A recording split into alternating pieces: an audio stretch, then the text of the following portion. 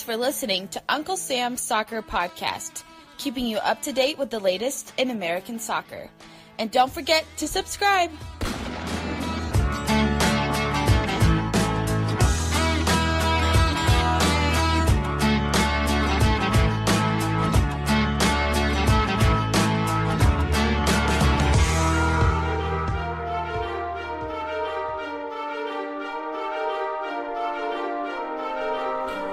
Hello, listeners. Happy holidays. Welcome to Uncle Sam's Soccer Podcast. It's Steven Jotter and Armand Kafai.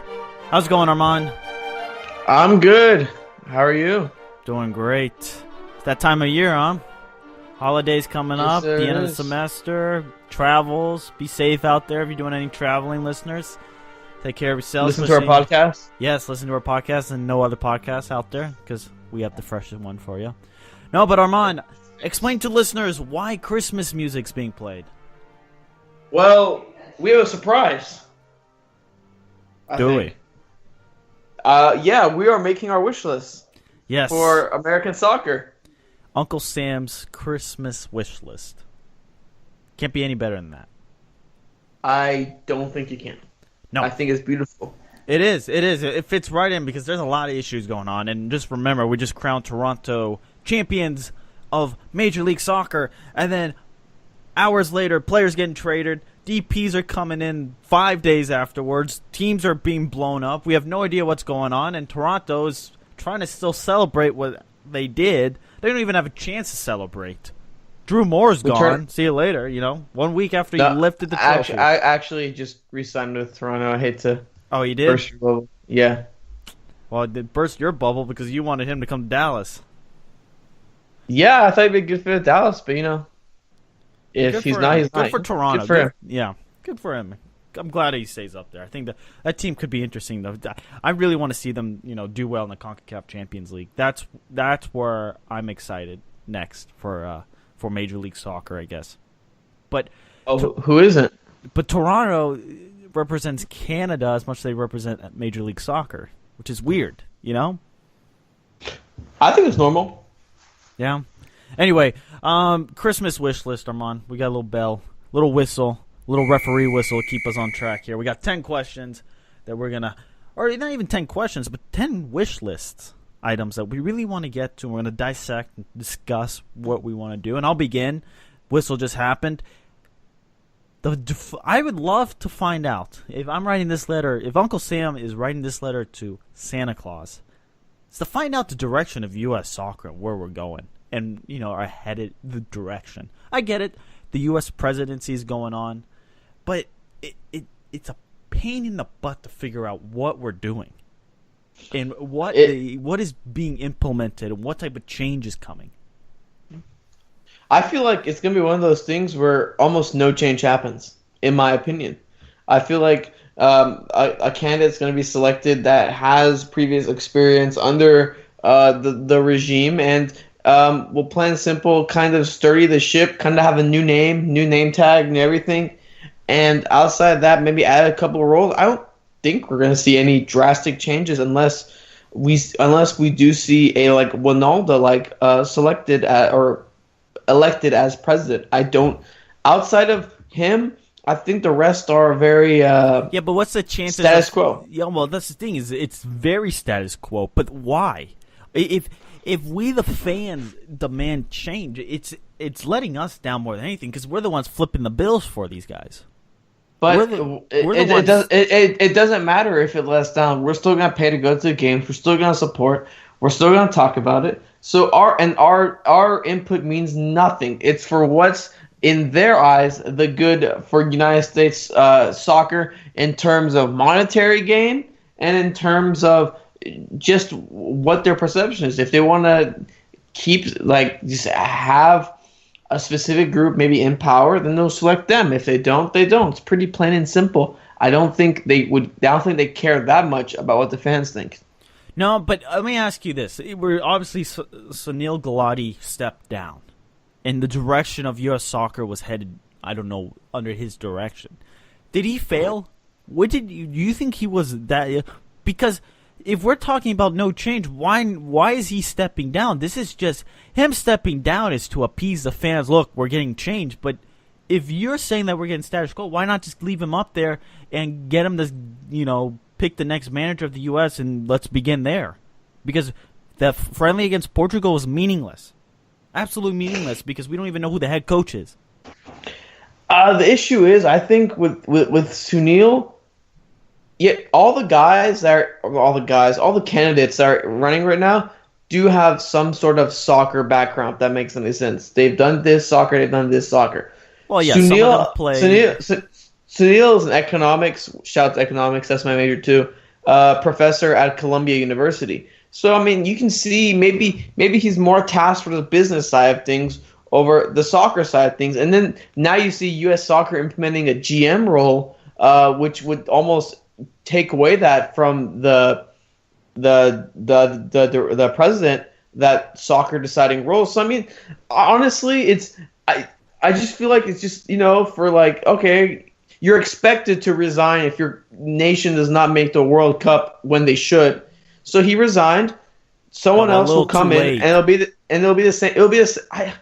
I just have this weird feeling it'll be the same thing all over again, unless we see one of those candidates like Ronaldo, Gans, Lapointe, get elected, and the odds of those guys getting elected are lower.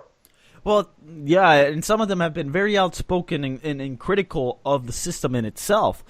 But I just wonder, even if we get one of these radical, how much are they going to be able to implement their vision? How much change? And are we even going to see change? Because when we're talking about, say, youth soccer, there's talent. There is talent out there. Pulisic is a good one, but McKennie, there's a ton. There's so much talent in the United States that's untapped because we're and I saw this, and this is actually from an article on the player interviewed from Benfica, Keaton, from his club coach Armando, and he did say that they seem to focus more on developmental academy, just plenty of good players in classic leagues that can't afford it. I think the U.S. is so big that we're missing out on a lot of players. I think honestly because they can't afford it, and I think that's a big issue.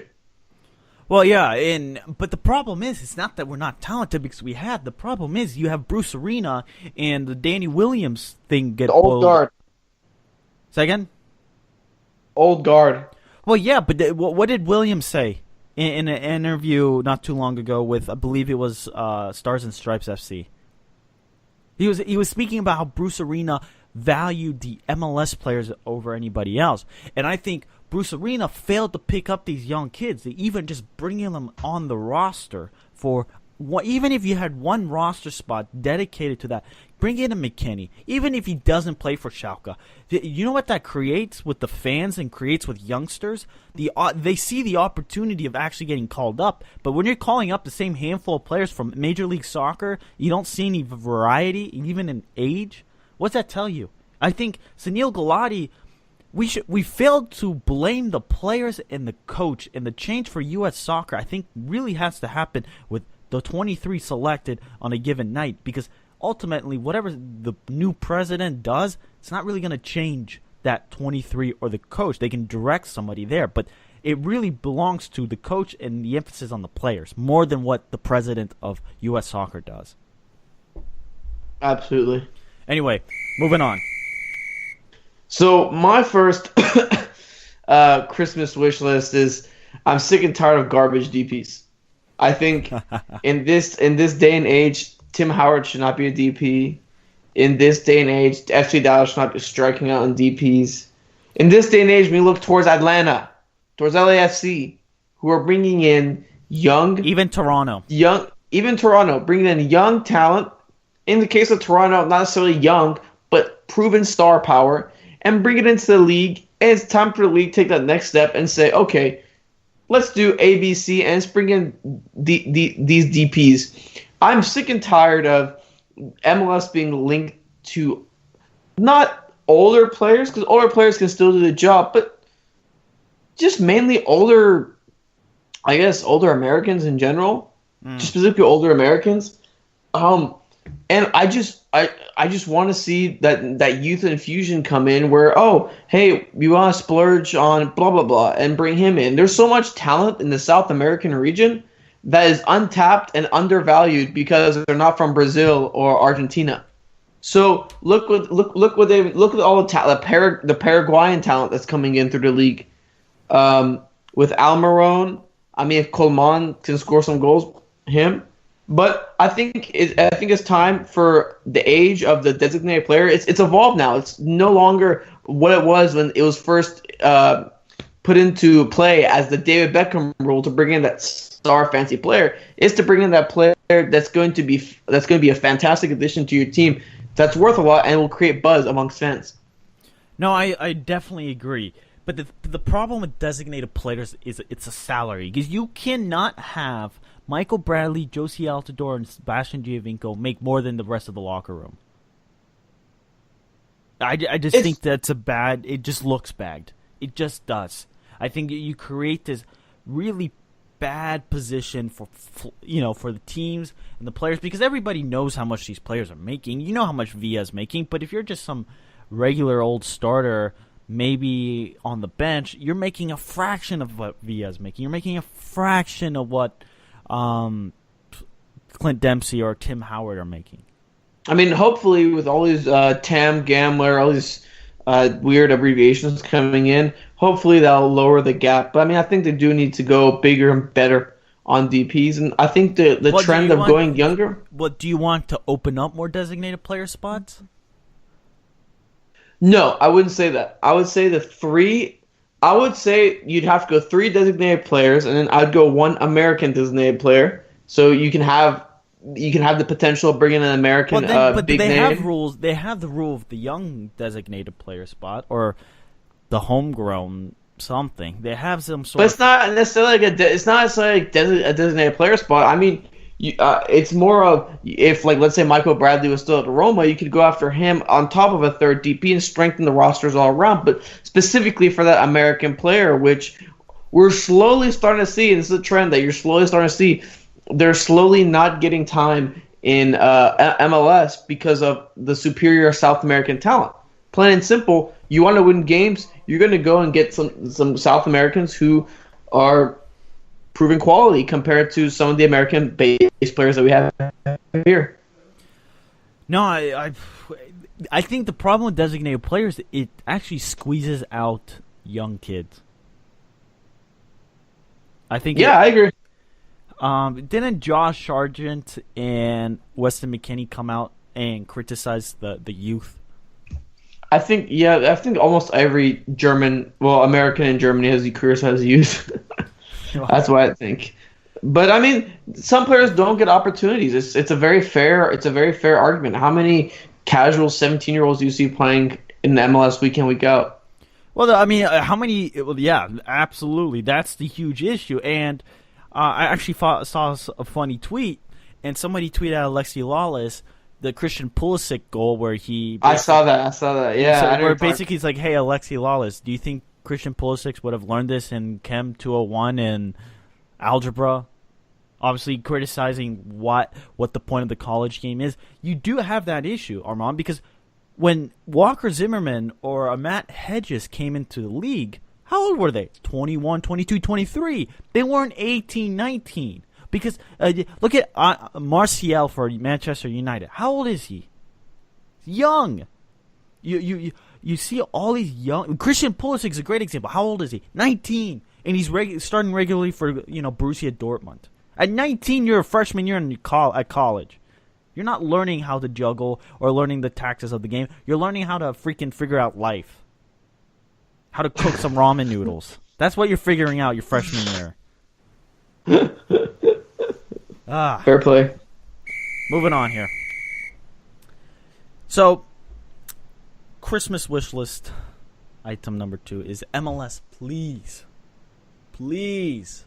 Santa Claus, get them to reformat their damn schedule, because it is absolutely baffling. It's idiotic. It's moronic. It's not well put. It's not well thought out. It is just, let's just play a bunch of games and we'll figure out at the end